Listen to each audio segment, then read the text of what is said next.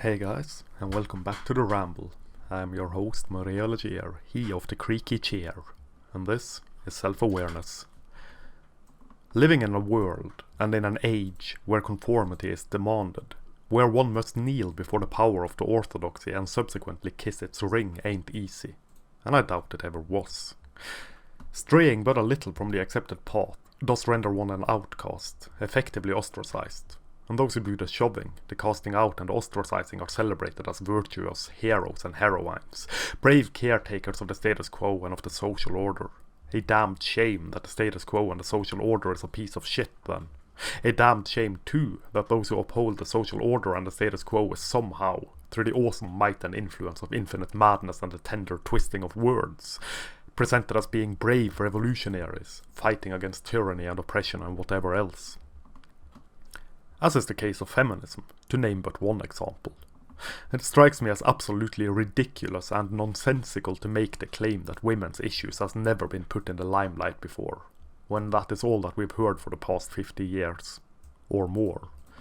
Men's issues, on the other hand, not so much. Or who the fuck cares, eh?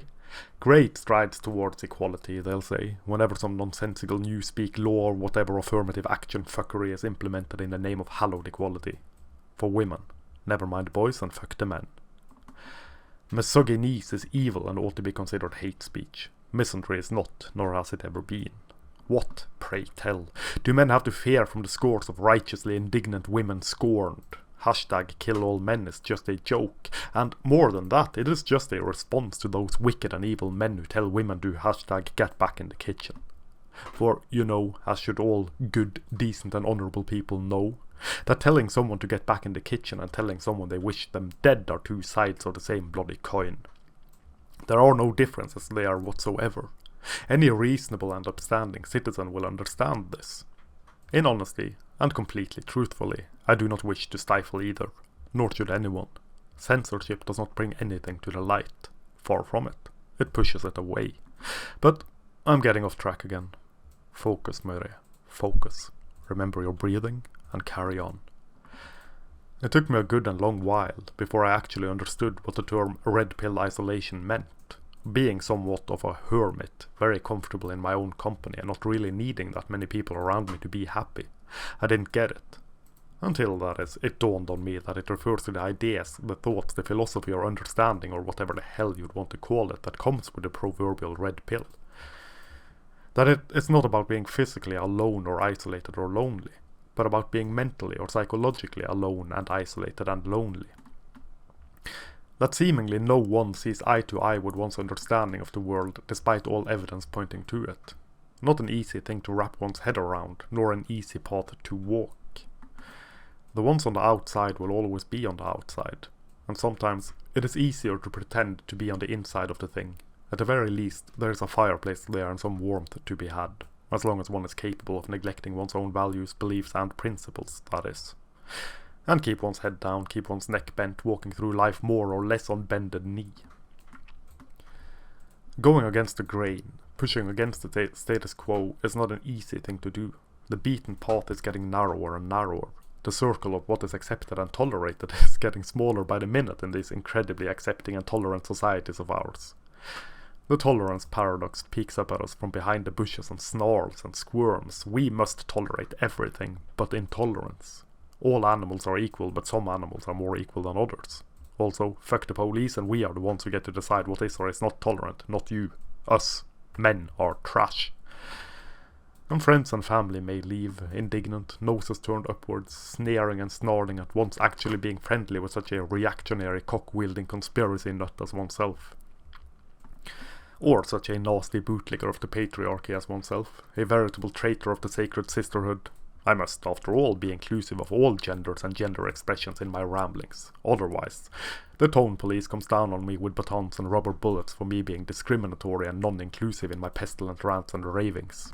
And apologies for not including the omnisexual pre-male presenting nutfuckers. The list of genders keep getting bigger, and I am but one non-binary translucent jellyfish, incapable of keeping up with it all. The mere idea presented that men are not all bad and that women are not all good, a reasonable reflection by any measure of sanity, is enough of a radical break with the orthodoxy and with accepted reality, seemingly, as to warrant protestations and immediate action and reaction. Stray even further from the trodden path, and dare make the bold claim that men are good, that there is, in fact, nothing wrong with masculinity as such, and the grave you've been digging for yourself keeps getting deeper. Then, to dare state that men face issues that are not the product of men themselves, be that as individuals or as a nefarious and tyrannical global corporation or whatever, it might as well be presented as mole people, Morlocks, or dastardly yet ruggedly handsome space gypsies for all the sense it makes. That is the patriarchy, is to shoot oneself with a shotgun. Accidentally. 3 times. In the back of the head. For to make the bold and incredible claim that men and boys are disadvantaged in society based not on any dubious bogeyman that can be turned around and made out to be men themselves, whether collectively or not, whether ideologically or not, is social suicide. Even worse, to put blame on feminist lobbying and filthy feminist ideology, to mention gynocentrism, or to state that women in general might actually play some part in the state of the world for boys and men as the state of the world is for boys and men. Well now boy, that is just plain rude. Women want for nothing but equal rights for men and women, and all feminism is all women, and all women is all feminism, and there is no monolith but that one monolith, and you shall know them by the true name of God. Also, it is not a competition over who has it worse, but women have it worse than men, and remember it is all about nuance, because that is where life happens. But if you defy sanctified demigoddess feminism, this cannot mean anything but you wanting to chain your wife to the kitchen, to cook dinner and birth children and do nothing but that. For that is the nuanced way of looking at the thing, according to the dogma of feminism. The ideological curse of our day and age. Always, one must be ideologically pure. And these are all things that have been said to me, in the same breath by a feminist scorned. For self-contradiction is the name of the game, and nonsense is the new sense. Or whatever. With this red pill isolation comes the strange sensation of defeat. Well, rather, the looming taste of defeatism. Nothing will fix this shattered society, and no one will ever listen. Madness comes with the sunrise of the 17th sleepless night, or well, it may come. I am after all an introspective bastard, so I am speaking much from my own experience of the thing. Then understanding looms as the midnight veil is torn from one's eyes. Awareness is found. What needs attention is first and foremost oneself. That one must focus on oneself, one's own life and one's own happiness, needs once and all, as a man, is such a radical notion, such an incredible thought, that it seems to be nothing short of heresy, a heretical act so heinous and so horrible that one expects the Inquisition to come knocking at the door, unexpected, problem glasses raised and eternal fuckface shrieked and chanted like a hymn. Shut up about it. Zip it. Don't do diddly squat, lest the full frontal lobotomy of the zeitgeist come pissing down on you, spreading foul herpes, gonorrhea and syphilis. Look within. Deep within. That is the best advice any man could ever get, in my honest opinion. Advice that ought to be intravenously fed us from the cradle to the tomb.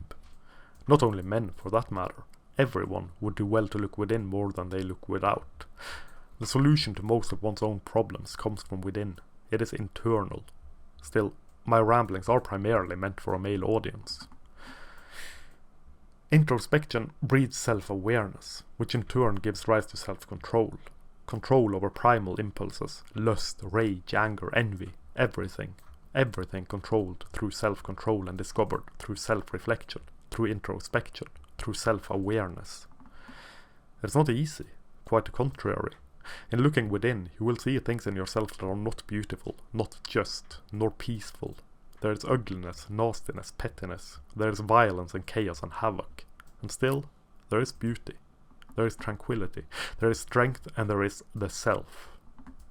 And that is the true self. A self that has been buried beneath layers of obligations, of expectations, of self-sacrifice, of rendering oneself disposable, and of all the other thises and that's, which is, apparently, nothing but a product of patriarchal gender norms, but which is also highly coveted by the hordes of screeching feminists as they rely on the kindness and decency of men to do what men must do in order to keep women safe, despite women needing a man like a fish needs a bicycle. And round it goes. All the way around. Ouroboros. The snake that eats itself. And this self is the path to self-actualization. It is the realization that a man is more than the sum total of his work and of his deeds. That he is not what he does, but that he is who he is.